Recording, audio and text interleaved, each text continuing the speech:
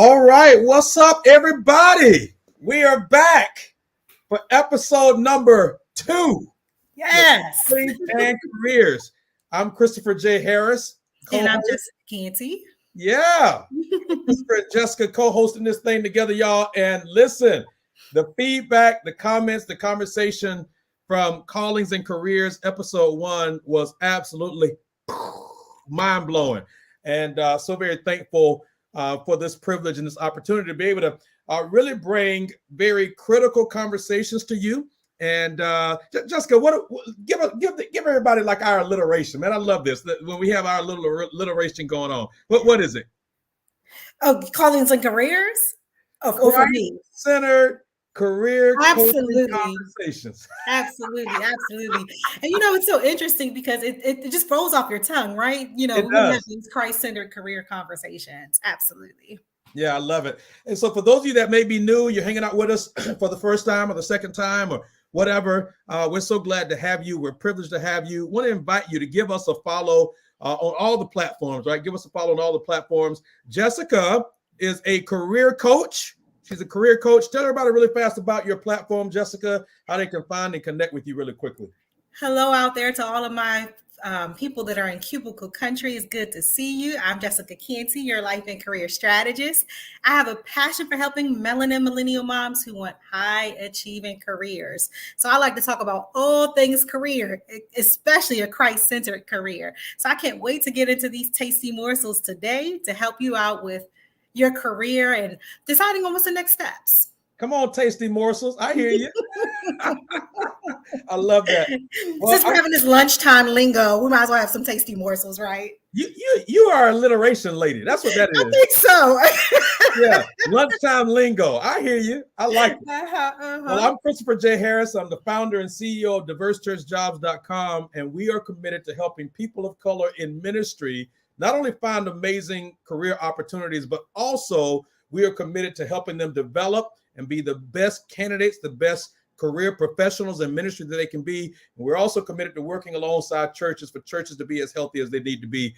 And in the process, we want to help people and help everybody get as healthy as they can be. So listen, a few times a month, we're going to jump in here with careers, coaching, conversations, all of that. Callings and Careers is what we're calling this.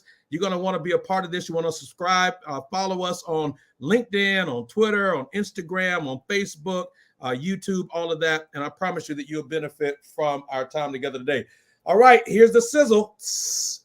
Jessica, what are we talking about today? We're talking about how to break up with your toxic work environment. Listen, February is supposed to be the month of love. And, if you go to your local pharmacy, you're seeing all the chocolates and flowers and all that good stuff. And people are planning Valentine's Day night. But some of us are in bad relationships with our bosses and our work environment.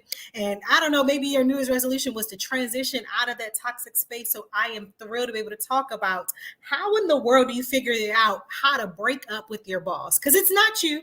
It's them. And we're going to give you the strategy to get out of there.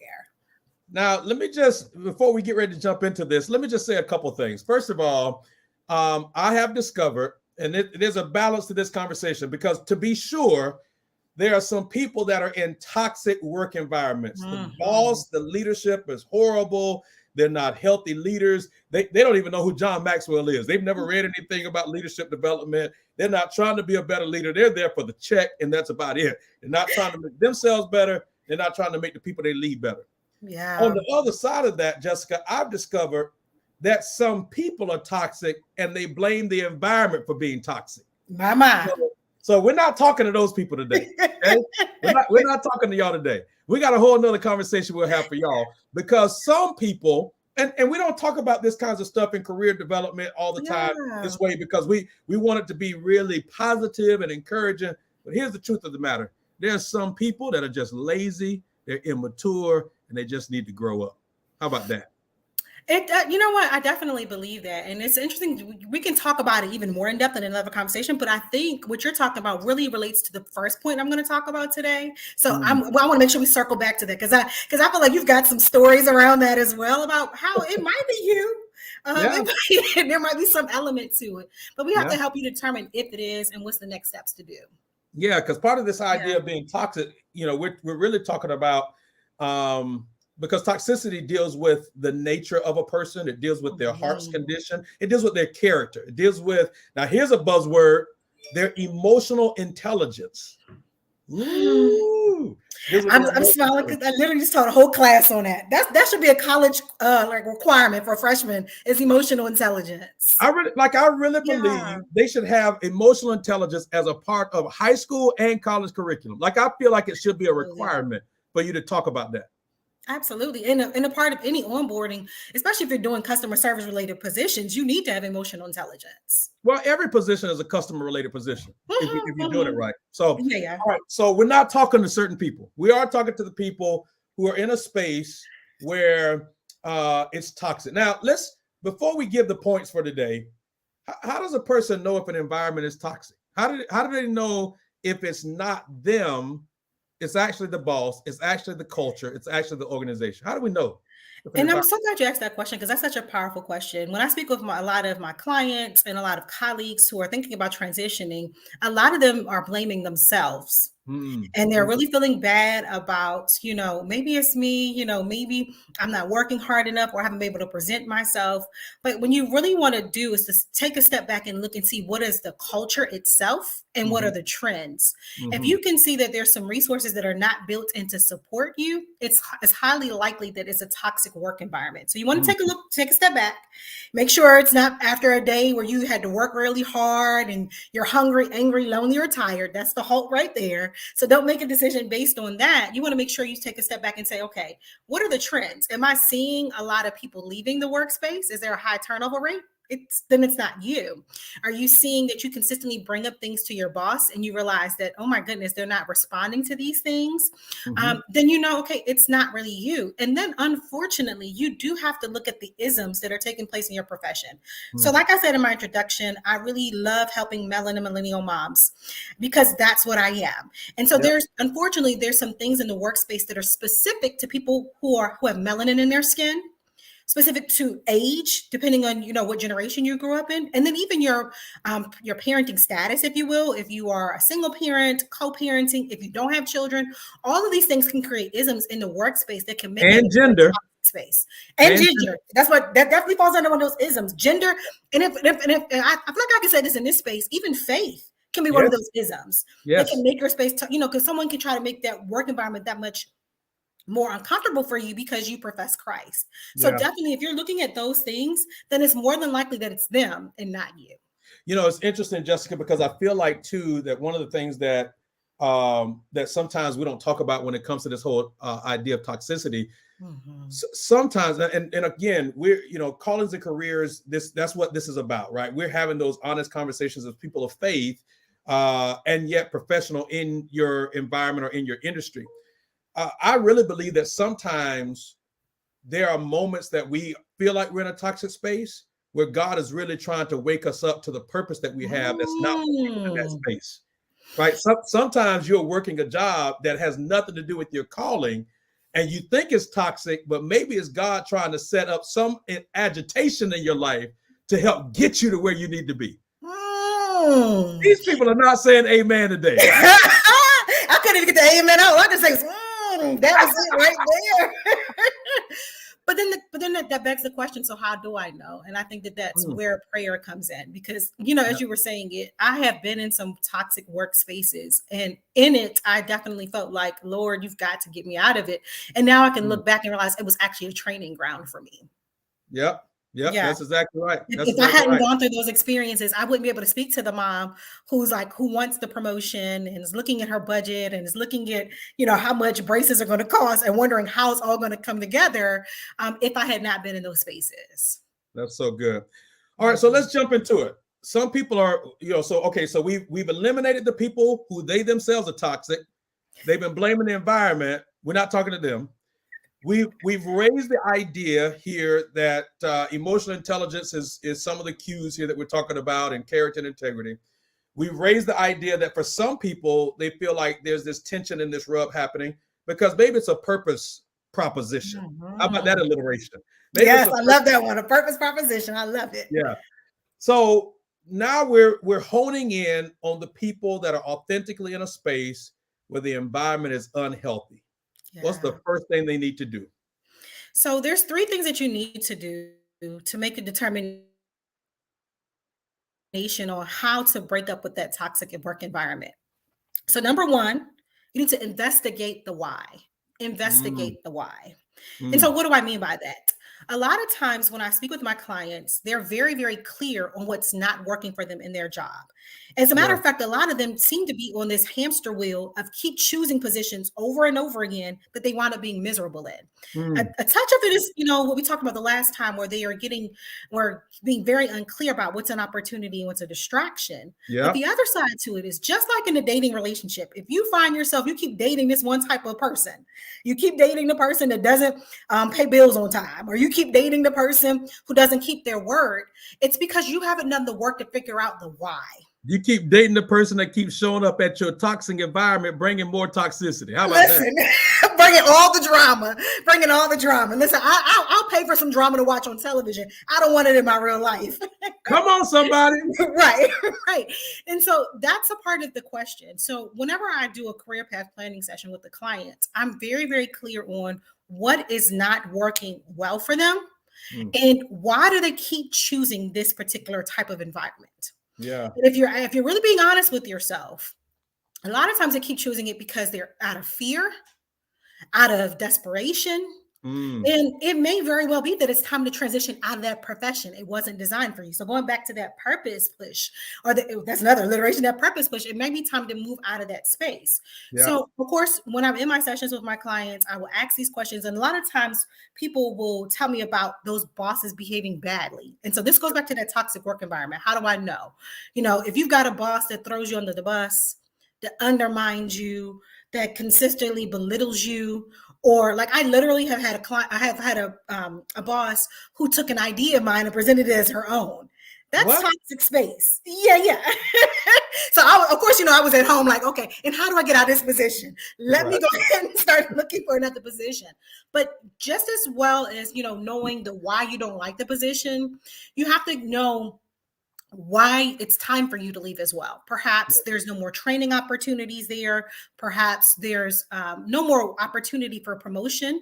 A lot of professions or companies may only allow you to do lateral moves, and it's like you're ready to do something else. So just as much as the headaches and the monotony of the things that you don't like about the career, you also want to know, like, why is it that I keep choosing this space? And why is it, like, what is this space that's being created? What does that look like? Is it I keep choosing one that's low salary? I keep choosing one that I know, like I don't really like the salary, but I like the schedule. So you've got to really spend some time in that why. Yeah. I think what's important in this too, and again, people will discover our rhythm and discover our foundation and approach for even hosting this regular conversation around calls and careers.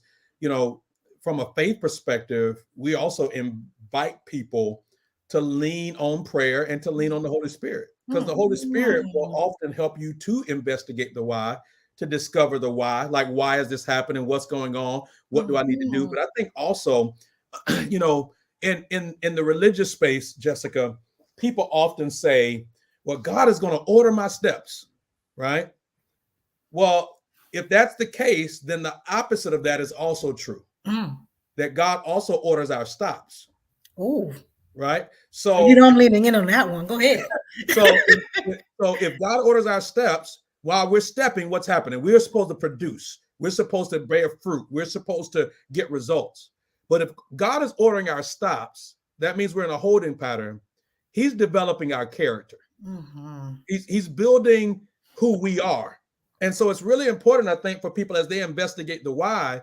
Sometimes things are happening in and around our lives, and it's not even necessarily about other people. Sometimes I feel like God is allowing for us in our professional space to grow as a person, to grow as a leader, to grow as a professional. And we can't get mad at the environments that happens. And last thing I'll say, and then I think, we'll unpack this some more.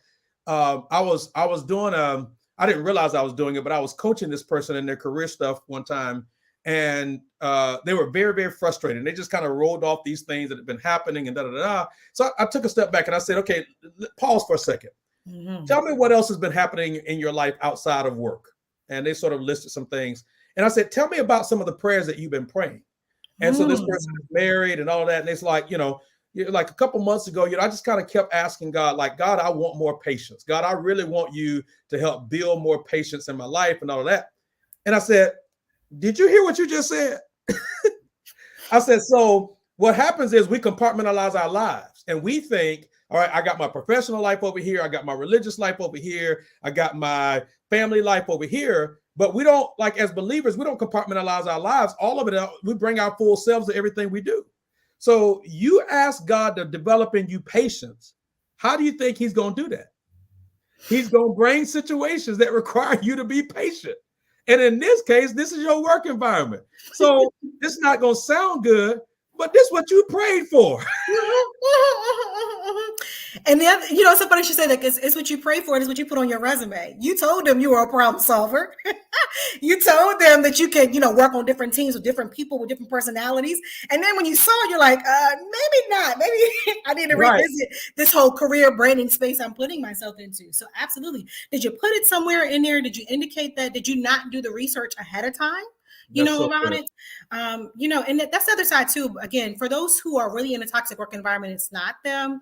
You do have to think about the profession as a whole, like what's going on in that profession and why am I entering in that space as well? Like why am I staying in this space?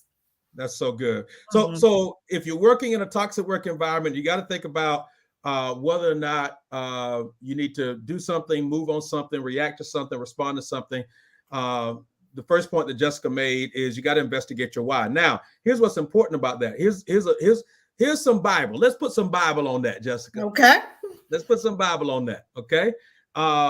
So there's a verse that people quote very often when they get in trouble. And the verse is Romans 8:28. But I think there's a clue in there for people that are working in toxic work environments. For we know that all things work together, toxic environment and all of that, for those who love God and then are called according to his purpose. Mm-hmm. So if they don't love God, if you've not been loving God with all your heart, all your mind, all your soul, all your strength, and you're not walking according to your purpose, you can't quote Romans 8:28. But it sounds nice. It's become a cliche, and it's something I put on my bumper sticker, something I can put in my cubicle to keep me focused. But do I truly understand those words? And it's so interesting that you quoted the Bible around it, because I was just listening to a sermon and he was talking about Joseph, and I was thinking about what a toxic work environment he was in. What I mean? Like, my goodness, he was thrown into a pit. And then, he hadn't even done anything wrong. Right, hadn't even done anything wrong. So come on, toxic work environment. That's a toxic family environment. Again, like you said, you can't compartmentalize. Thrown into the pit, gets sent to the palace. So like life is getting, of course, jail and all that good stuff is happening in between it. Now in the palace, okay, I think I've arrived. So maybe some of you are thinking, I got the promotion now. Now I've arrived. But my goodness, here comes a sexual harassment case. And it's blamed on Joseph, right? But if he had not stopped and thought about, okay, all of this is going to be working towards my good, he wouldn't have been in a position to be able to bless his family, to be able to show his integrity and know that now he could provide for generations afterwards. So it is a little bit of that why as well, asking, am I going through the struggle? Am I going through this trial in order to set up for next generations or those after us? And it's a really emotionally intelligent question, mature question, can hit kind of hard, because when you're going through it, it's hard to think about others. You're only thinking about your experience, but is that what's going on as well? Yeah, that's so good. Last thing I'll say, and I know we got 2 more points, man. This is so good. I know. I think that sometimes we think this is an either or proposition, right? Like either it's the boss's fault, it's the environment's fault, or it's my fault. And sometimes it actually can be both, right?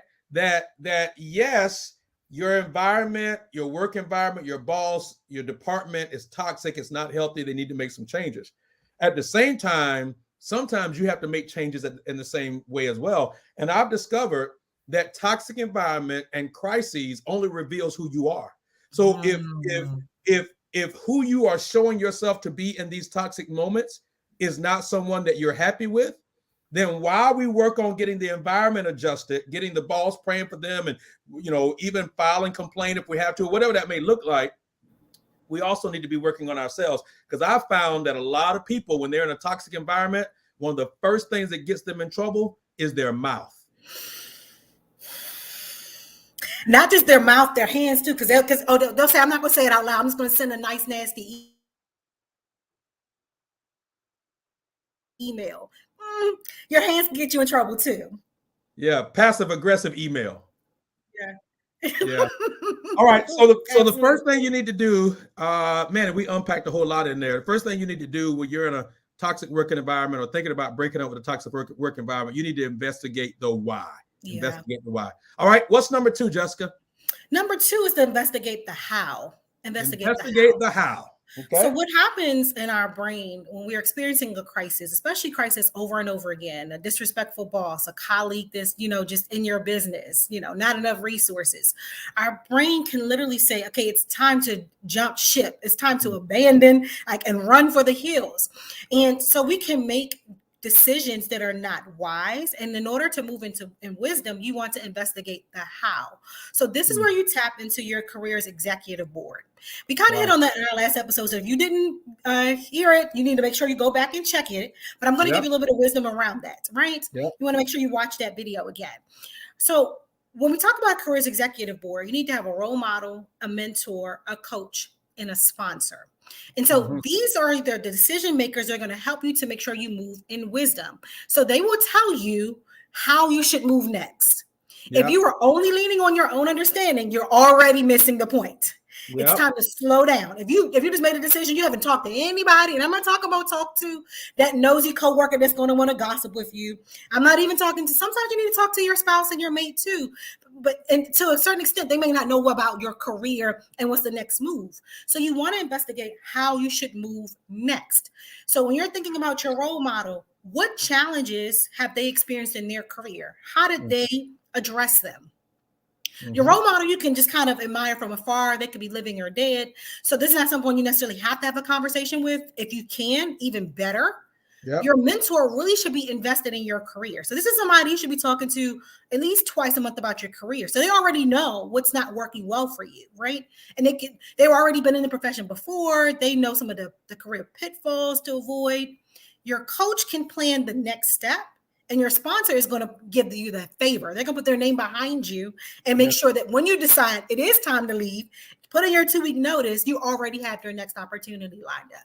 So you've definitely got to investigate, how should I operate next? So it's sort of like that conversation, coming back to that dating analogy. Some people are figuring how do I break up with this person? I don't know. Some people want to ghost their mate, or, think about divorce, or thinking about separation. It's something that you don't want to enter into lightly. You want to kind of have that conversation. You definitely don't want to ghost your job. You don't want to just not show up. You definitely don't want to get into a messy divorce conversation where you're bad mouthing your company online.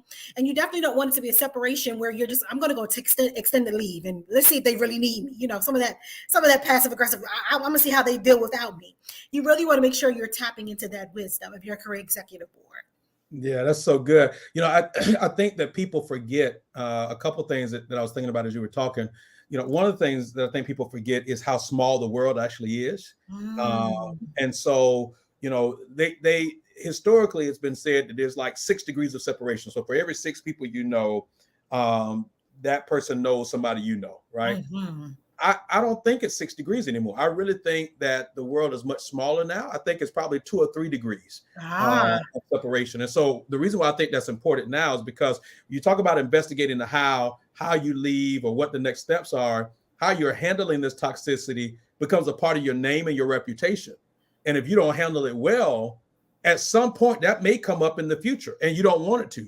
You want it to be said that, yeah, this was a tense environment, or this didn't work right, or this didn't work well, or this person resigned, but they did it well. They were professional. They left right, et cetera, et cetera, et cetera. And I just find that there's so many people that leave a place wrong and still, now let's go spiritual for a moment. They leave a place wrong and still ask God to bless them in a new place.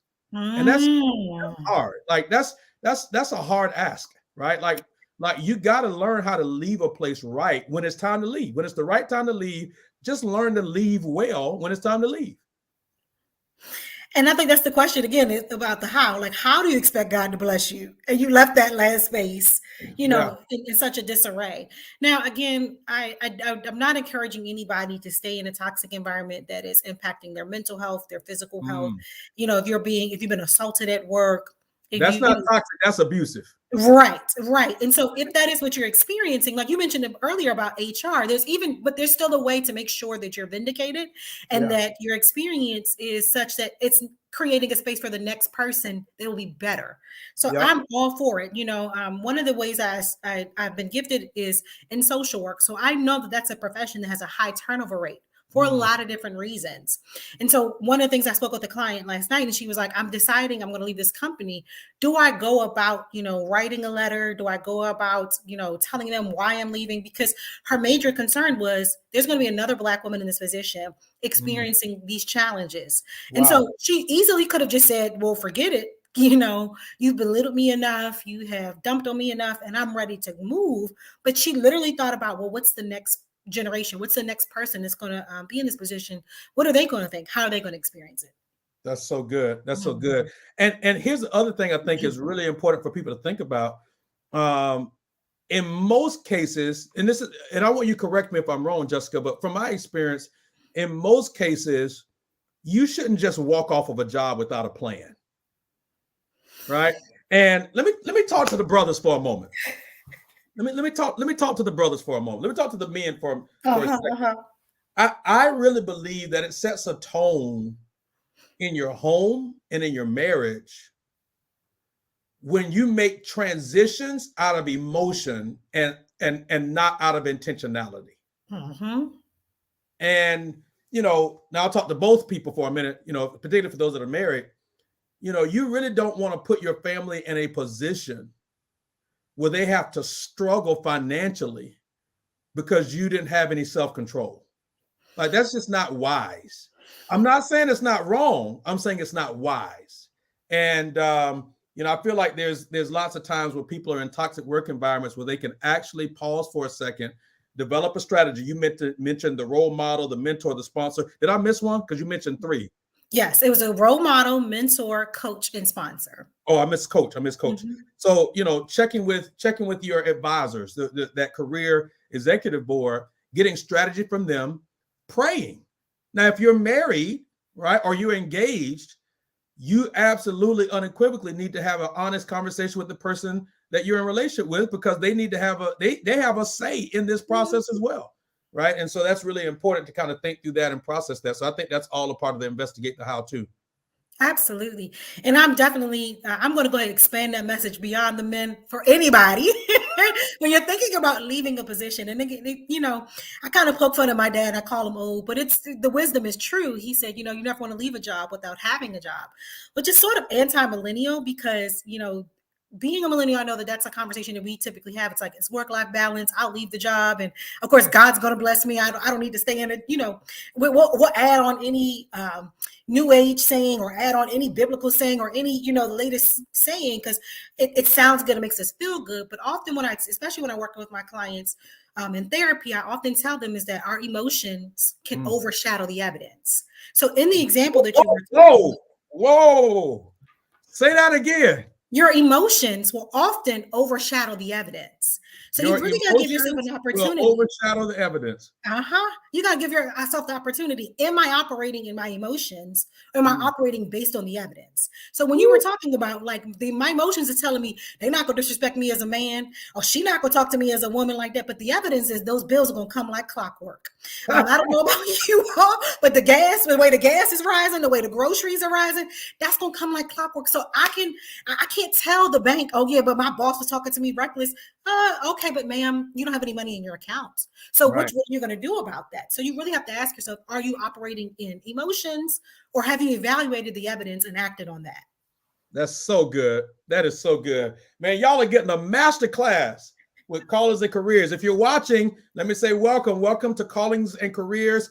I'm Christopher Harris. This is Jessica Canty, and we're having Christ-centered career coaching conversations on a regular basis. And I promise you want to follow us, you want to connect, because we're talking about how to grow in your career without sacrificing your faith. How to grow in your career without sacrificing your faith. How to grow in your career without sacrificing your faith.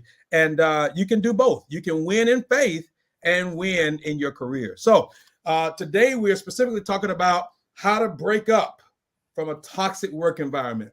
And so Jessica has given us point number one, and that is investigate the why. Why is this happening?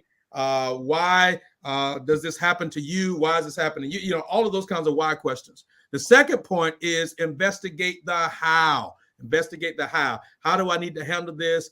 If I do need to break up, how do I best need to do that? How do I need to engage in the environment, respond, et cetera, et cetera? What's point number three, Jessica? So the why, the how, and the next. Investigate the next.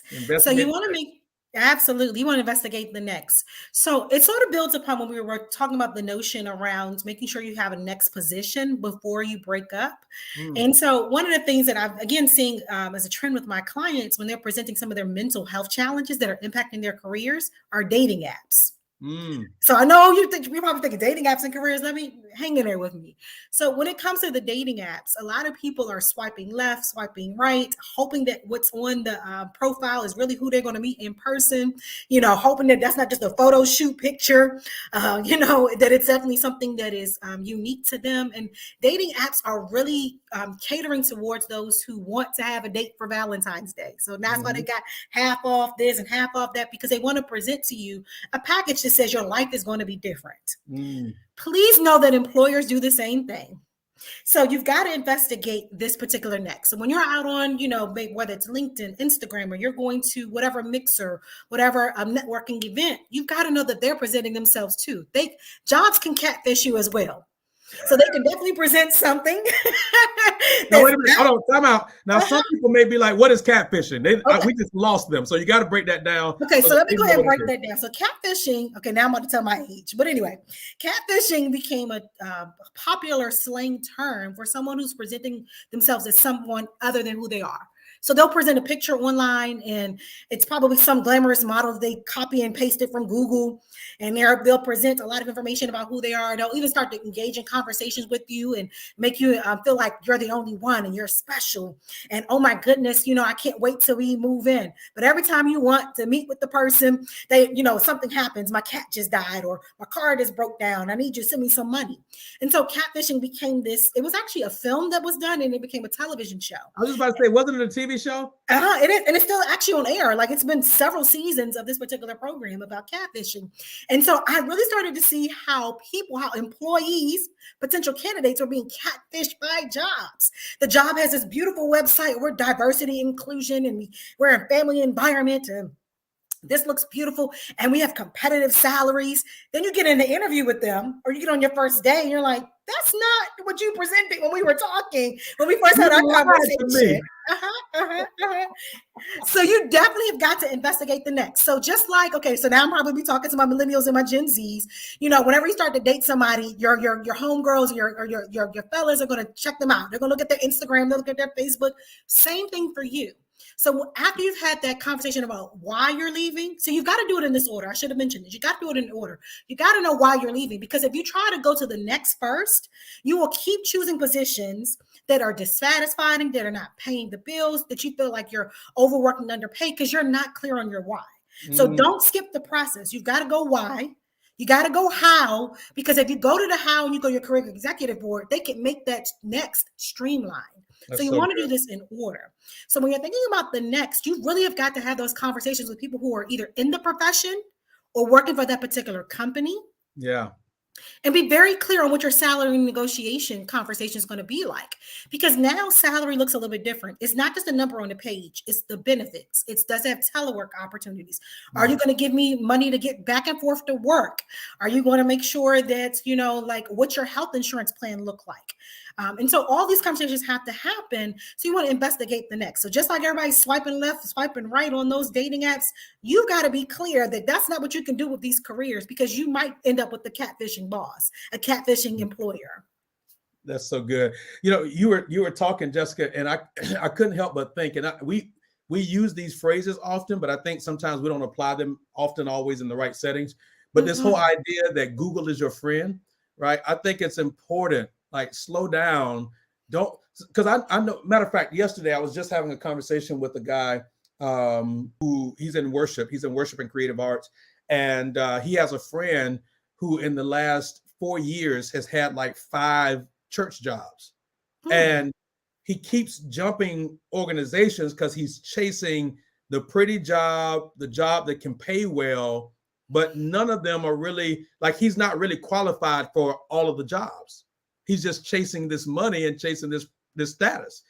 And, I think it's really important for the church or the organization or the business or the nonprofit, whatever it is, to research the candidate.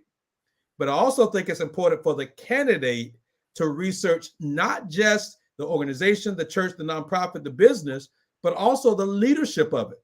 What does their social media say, right? Because for example, you mentioned the whole DEI thing, which is diversity, equity, and inclusion. So if I'm applying for a job and, as one of the core values, this company, this business has issued a statement saying we value DEI. Right? We value diversity, equity, and inclusion. There's a space for everyone here, But then I go to the CEO's Twitter account and I see a radically different story. I'm going to believe the Twitter account before I believe that website. Absolutely. Right? And that's important. Now, on the whole flip side of this, I think it's really important if you are a employee in a toxic work environment, please hear me when I say this. Stay off of social media. Do not bash your boss or your company or your fellow employees on social media. And let me tell you, when you do that, and you may be speaking the truth, it is not going to work out in your favor. Listen, every part of the career coach in me got excited when you said that, because it's so anti-intuitive to the world we live in now. Like, what do you mean you don't have social media? What do you mean I shouldn't be on social media about discussing this? But the reality is, especially if you're looking for positions that are higher up that may require some security clearances, you're better off not even having a social media account. I know as a millennial, I should never even say something like that. But the reality is, if you are thinking about interacting with social media and that's supposed to be a part of your career brand, if someone sees that, even the passive aggressive post, or even as, now all of a sudden you're unfollowing somebody or following somebody, that definitely follows you and is a digital footprint. So do you really want that to be known as your brand? Because you just said it. If you're looking at the CEO's Twitter account, you're looking for something. And if it's showing that, in fact, this person has snarky comments on Black Lives Matter, or, snarky comments on Black History Month, then are you really a part of diversity? And, really a part of this? Or is this the buzz thing that you're trying to get because you need positions filled? Yeah. So here's what's crazy. 3 days ago, Jessica, I had an amazing opportunity to present to this amazing company, specifically around DEI. As a matter of fact, we're talking about that.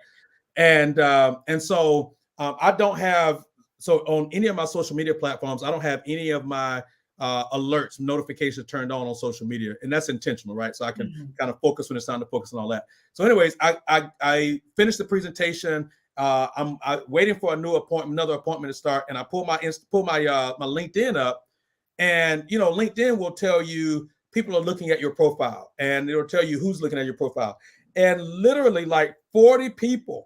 And I remember what I was doing during the presentation, like 40 people were like checking me out while I'm giving the presentation. Now, as a presenter, part of me was like, see, y'all weren't even paying attention. That's one of the conversation. But it had a purpose, because you get to talk to us about it today. Yeah, but that's it is almost the default that now people, they want to know who you are. They want to know. And in some ways, depending on your career, it's not healthy for you not to be on social media, because then the conversation becomes, well, what are you hiding and why are you hiding it? Yeah. It definitely, that's what I say. It definitely depends. Like because I've had a wide range of clients, I know I've had some clients who are really trying to get higher up in federal positions. And so it behooves them not to have a social media account. or to do like go back to that how and have your team look at your account and see what you're doing, because in some ways it can help, like if you're posting articles about that profession, or you've shown that you have a website for your personal career brand, which maybe we should have another kind of conversation about how to do that, so in those ways, but you have to be intentional. So just like, I've seen it on social media a couple of times where, people are conversing with the Holy Spirit and they're talking, when he says a direct response and it's very quick and it's swift, but it's not what you like. When he says delete the post, delete the post. When he says don't post that, don't post that. Because like you were saying earlier, we can't compartmentalize our life, and the Holy Spirit wants to be involved in every element, to include what you hit the like button on, to include what you hit the share button on.